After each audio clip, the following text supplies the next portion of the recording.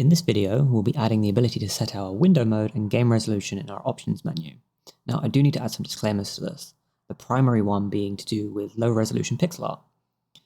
Setting it to a much higher resolution in Engine will artifact quite heavily and it may look a little bit odd. Now, there are some workarounds for this, primarily scaling, but you'll see some of these issues as we go. Now, if you're either creating a 3D game or have a much higher resolution art style, you may not run into some of these issues. Remember though, window size and resolution scale are different things. In future videos, we'll be finishing off our options menu with sound and accessibility settings. Then we'll do some minor code reconfigurations to implement a master controller so we can centralize all of our settings. That way we can save our data a lot simpler. If you want to see that, make sure to subscribe for more and hit that bell for notifications. As always, if you run into any issues with the code, want to learn more, or have any other questions, please feel free to leave a comment. Now, with all that out of the way, let's move into our editor and actually set this up. Now we are in editor, let's actually go and create a new scene. It's going to be of user interface, it's going to be a control node. We are going to rename this a options underscore display underscore button. Now, you don't need to name this options display button. You can name this quite a few different things. I'm doing this just so you can kind of easily see what I'm doing. Since we are going to be inheriting from this specific scene and allowing us to kind of automatically build a second button. That way we don't have to go through the whole rebuilding of a button over and over and over again. So this we're going to add a hbox. So hbox. So a horizontal box container. To this we are going to add a label. Then we'll add a V separator to our hbox as well. And then finally we're going to add a options button. There we go. So options buttons are a drop-down menu that you can use. Now, I thought drop-down menus would be really, really nice for this, primarily because it's a lot of information that you can just store inside of one menu. It's quite nice. For our label, I'm going to just rename this to base. So the actual text for it will be base underscore label. And then the options button, we'll just leave it as it is. Now let's set up some basic sizing. Our hbox containers theme override constant, the separation for it will be set to 160. The label itself is going to be set down into, so if we go into themes, theme overrides, font sizes, the font size will be 32. And we're going to give this a custom minimum size as well. Now, I'm giving it a custom minimum size so we can keep a kind of uniform layout, I guess. So it just looks better, it looks clean, it looks straight, it doesn't look off in any way. So for this, we're going to give it a custom minimum size of 264 in the X. Now, we're only doing that in the X, and we only need to do that in the X. Now, for the options button, we are going to go down into the layout, container sizing, not container sizing, just layout, custom minimum size. Going to give this a 256 by 64 pixel custom minimum size. And this will be great for a starting button for us. So I'm going to hit Control-Shift-S, or just Control-S to save. Then I'm going to go down into the options menu. I'm going to save this under there because it's part of the options menu as well. So I'm now going to go down into the file system here. I'm going to right-click on the options display button we just created, so this one here. And I'm going to create a new inherited scene from this. So this new inherited scene, I'm going to rename this, and I'm going to rename this window underscore mode underscore button. Then I'm going to save it as the window mode button. And then I'm going to do it one more time from the same button, the option display button, new inherited scene. We're going to rename this one to resolution underscore mode underscore button. I'm going to do one more thing and save it again. So we've got our button set up. I can now remove some of these tabs. If you middle click on these tabs, it will get rid of them for you. So just need these three. We're going to start with the window mode button. This is actually the more, this one will have a larger script compared to the resolution mode button. I'll show you how in a second. For now, we're just going to add a script to this. We're not going to give it a class name. Now, you know me, I tend to give everything a class name. In this case, we don't need to. There will be nothing accessing this script in any way, shape, or form. In fact, in the future, we plan on using some signals to kind of move a lot of the data that this will select for us and put it into a kind of larger data container. So for this, what we want to do is we're going to drag and drop the options button inside of our window mode button. We're going to create an onReady variable for it by drag dropping and then pressing and holding Control before we let go. I'm going to typecast this as an option button. Now we're going to create a const. So a const is a variable. It's specifically a constant variable. It's one that will not be able to be changed in-game regardless. And we kind of want that. We don't want anybody actually adding extra window modes or extra resolutions. We want to be able to do that ourselves. So naming convention for constants is always a good idea to have them capitalized. So we're going to call this the window underscore mode underscore array. And as the name entails, we're going to be setting this as type array. And now we're going to be typecasting that array to contain only strings, because we only actually want strings for this. This is just going to be what options are available. Now, I'll show you why we're doing just strings in a second. So this is how we create a string-based array. Now, inside the square brackets, we're going to hit enter and we're going to create a kind of new list of modes that we want to be able to select, or at least be able to see as visible. So in this case, we want full dash screen. Always end it in a comma, so we know that a new variable is starting. Then we want another one for window mode.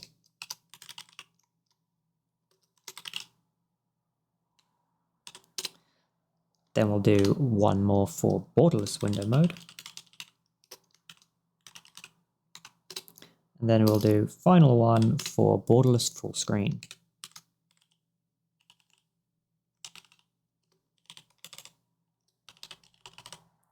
Now I'm going to go through and kind of make sure these look a little bit better when they're displayed.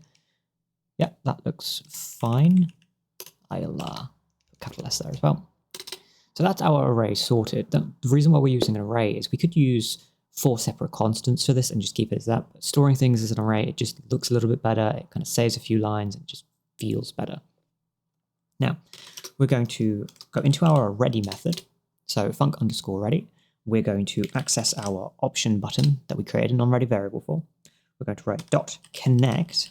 No, not dot connect, sorry. We are going to write dot item underscore selected. So what this is going to do is when we select one of the items inside of our drop-down menu, it's going to signal that and then signal specifically the indexed value.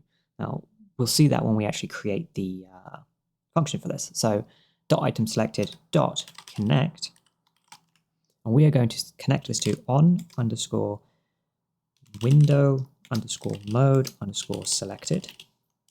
Try and be as kind of verbose with this as we possibly can be, so any other people that look at our code can actually read it.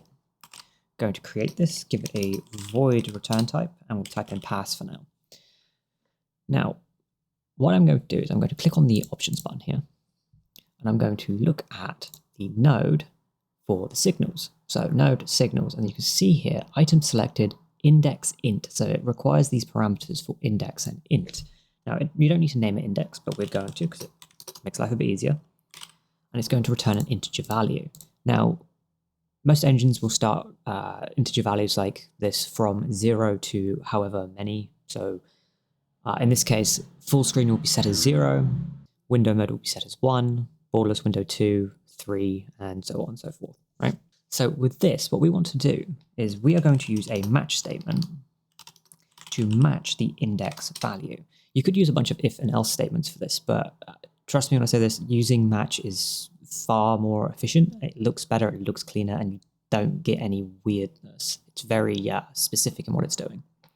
So we're going to set index 0. This is the first index. So we can see from up here, index 0 is full screen.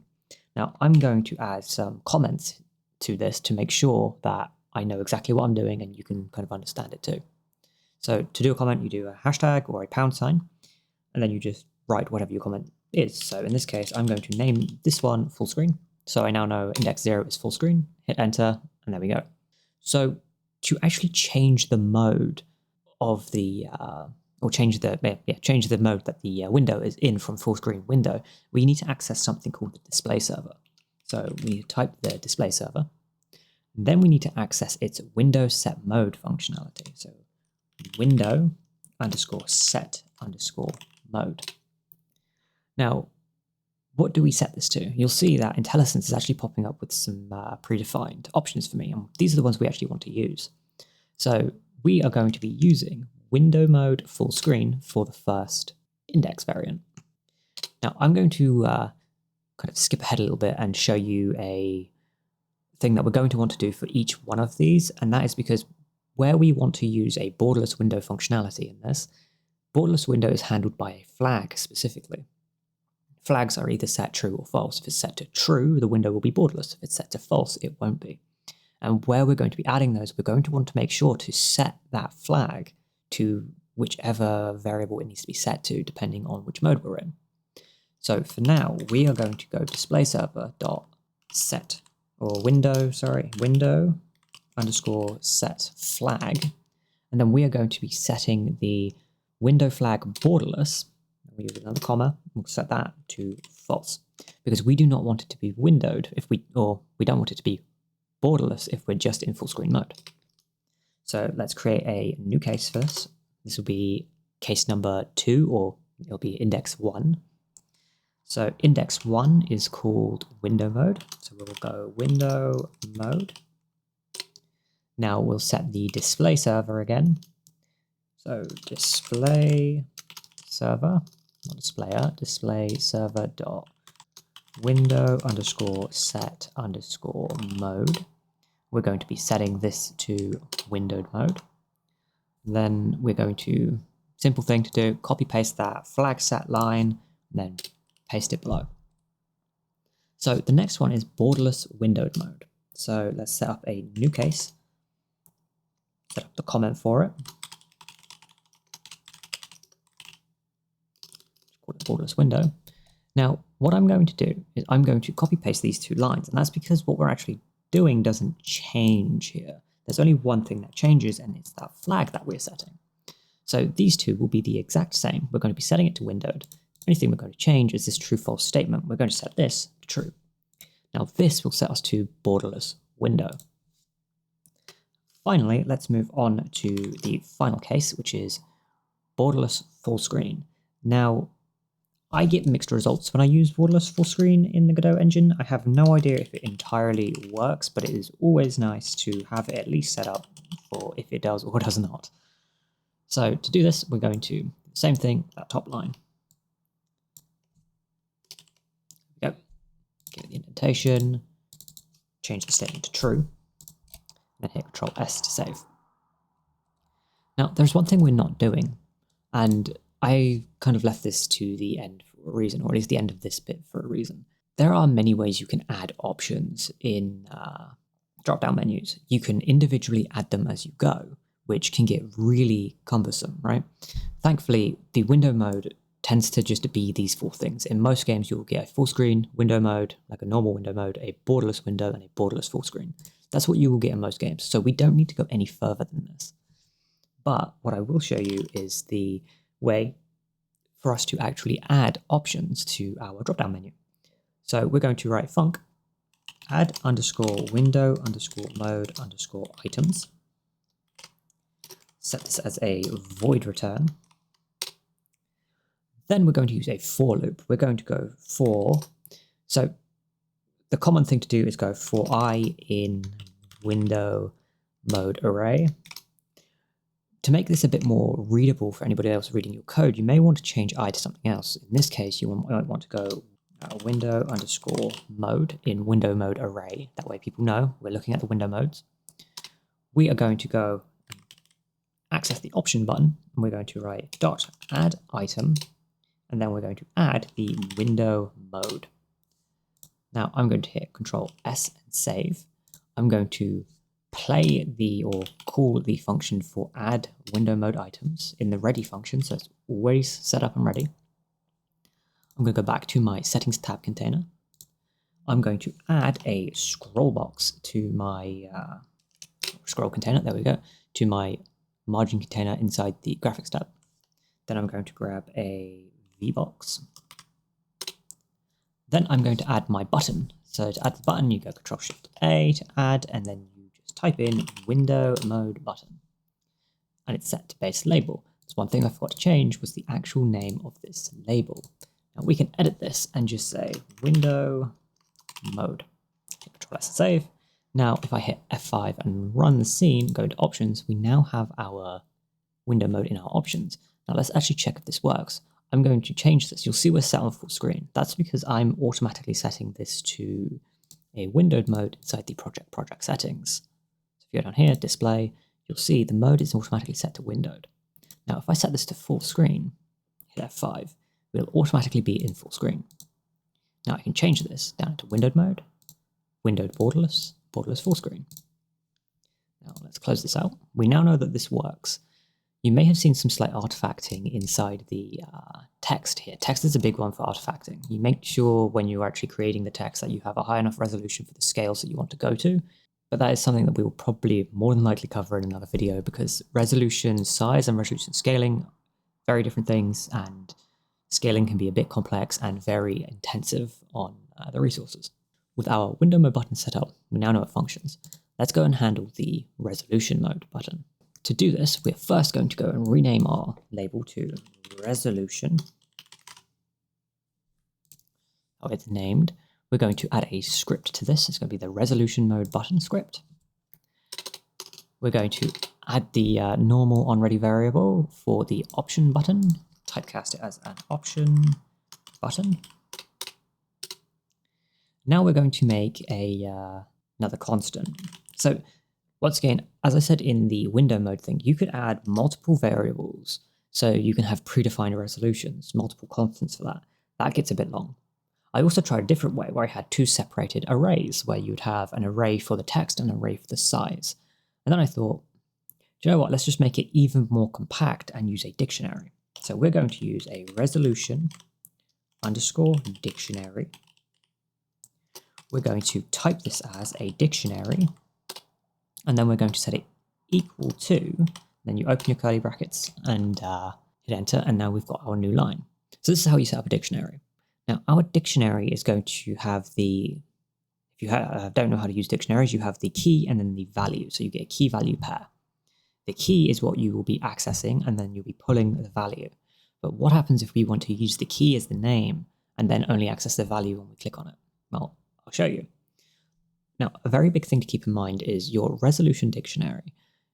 You should always have your, it's kind of a good thing to just have your primary resolution. In this case, my current resolution is 1152 by 648 as your first resolution. That way it kind of syncs things up a lot easier and you don't have to click on multiple options to get it synced correctly. So let's actually set up the first line in our dictionary, or the first entry. So it's going to be a string. We're going to set it equal to our current resolution, so 1152 by 648. Then I'm going to, for the value, I'm going to set this to a vector 2i. Now, there is a reason why I'm using a vector 2i instead of a vector 2. You can use a vector 2. It won't actually make much of a difference. Vector 2i's are specifically vector 2 ints, or integers, which allow us to actually only use whole numbers as a setting. Whereas if I just did a vector 2, I could set this to, let's go 1152, and then I could go 0.5 or 0.3 or 0.4. That point will actually throw things off quite heavily. Now, there is, unless you make that and put that in yourself, there is no real way that can happen, but we're going to use a vector 2i just to make sure that the computer or the machine actually knows, or the engine actually knows exactly what types we are using for our values. So in this case, vector 2i, I'm going to be setting it to 1152 and then 648. That is the first value set. So to add another one, we're going to use a comma, and then we're going to do the same thing where we add a new resolution. This one will be 1280 by 720. Set it up the same way with a vector 2i.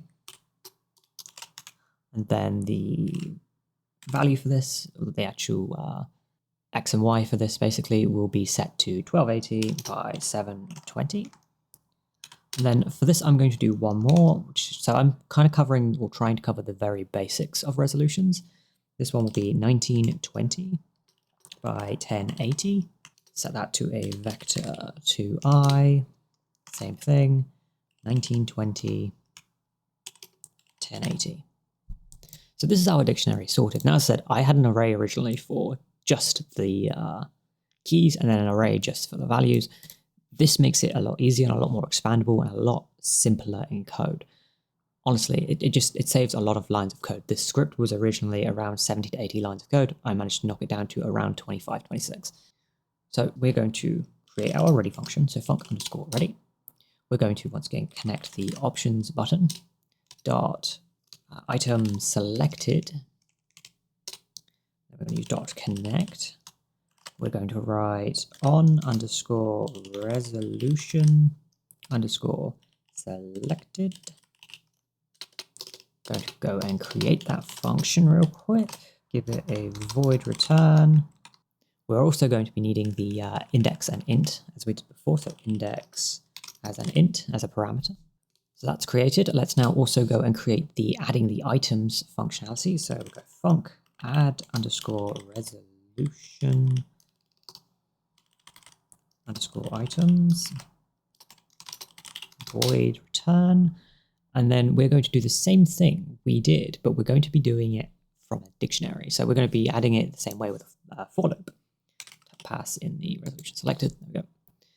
So for this, we're going to go for, and we're going to write resolution.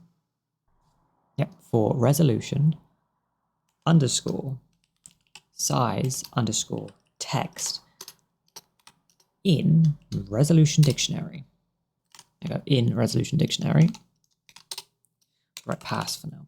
So I'm naming these very specifically. You could once again just go for I in resolution dictionary. That's fine.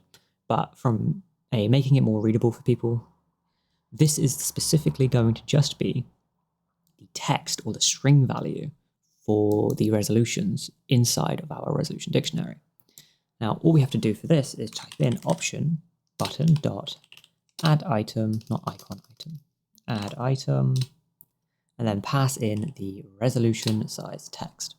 So I'm going to hit Control S and save, hit F5, run the game. I forgot to add the tab. Let's go and add the tab real quick to our VBox container in our settings tab. So resolution mode button. And now you'll see I forgot to add the separation in the VBox container. So let's go and add the separation for this.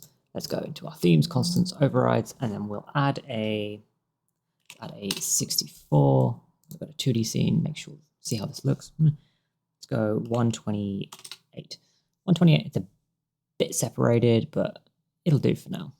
One thing that I'm noticing is, let's go back to these and make sure our label is actually centered. See, the labels for these aren't centered entirely correctly. Easy way of doing this, and this is why we use a inherited scene, is if we actually go to our original options display button and we look at the label, we can now center the label for both things. So center, you can set center, center, center left. We'll go center, center for now, see how it feels. Hit S or Control S, F5, go in, have a look. Looks not great. This is one of the reasons why I tend to use leave the horizontal alignment to left. So let's go and make sure this is set to left. There we go. And that changes it for all of our buttons, makes it look a little bit cleaner and a little bit better. Perfect. So with those set up and done, let's go and press F5 one more time and go and actually check these. And you'll see we're not actually adding anything. And that is probably because I completely forgot to call the function in here. So add underscore resolution items. Make sure to add those in our options, not our options display button, in our resolution mode button script. Now we're adding our resolutions correctly. But you can see we're not clicking on these, or we are clicking on these and they're not doing anything yet. So let's actually go and get them to do something. Now, once again, you could use many if-else statements. You could use a match statement. Or you can do what I found is the genuinely simplest thing. Honestly, this was very unexpected when I found this, but it works. Now, I will recommend this if you want to actually set up things like scaling. Match statements will be very useful here. But since I'm not doing scaling, I'm just going to go display server dot window underscore set underscore size, because we're just setting the size. I'm going to set this equal to the resolution dictionary dot values, and then I'm going to access the value for whichever the index number is. So if the index is set to 0, it will be the 0 index, or 1152 in this case, and kind of so on and so forth. So let's go try this. Options. I'm going to change this to window mode. Now I'm going to click these buttons, and as you can see, our size is now changing to how we want it to. Perfect. That is how you set up the window mode and resolution in an options menu. Now, there are some things I would like to talk about before we finish up the video. Very first thing being that, as I said, I've said this multiple times now, resolution size and resolution scaling are two very different things, and I will cover resolution scaling in the future. Another thing is, this is a very set and specific method of kind of doing this. Now, it functions and it will do what you want it to do, but creating save data from this can be a pain in the butt. Now, if you don't want to wait for that video to come out when I actually go through how to create save data, I will tell you the easiest way of creating save data for this will be using signaling. You will signal out to what will be known as a master controller or a master settings controller all of the settings that you want to signal out. So in this case, you would create a signal in onResolutionSelected. It will signal out the dictionary value that it needs to. In this case, for say let's 0, it will signal out this by using this accessor. And then that will be stored as its own variable inside this kind of master controller script that we create. This will also be an auto load. And then that you will be able to kind of categorize all of your data like that. You'll be able to store it, and then you will be able to write it into either a dictionary or a JSON file, pretty much whatever you want it to, and then actually create a file based off of that and save it all. That's the easiest way that I've kind of come up with, and I will show that in the future. But for now, this is how you set up window mode and resolution settings. Thank you for watching. If you have any questions or issues, make sure to leave a comment. I will see you in the next video.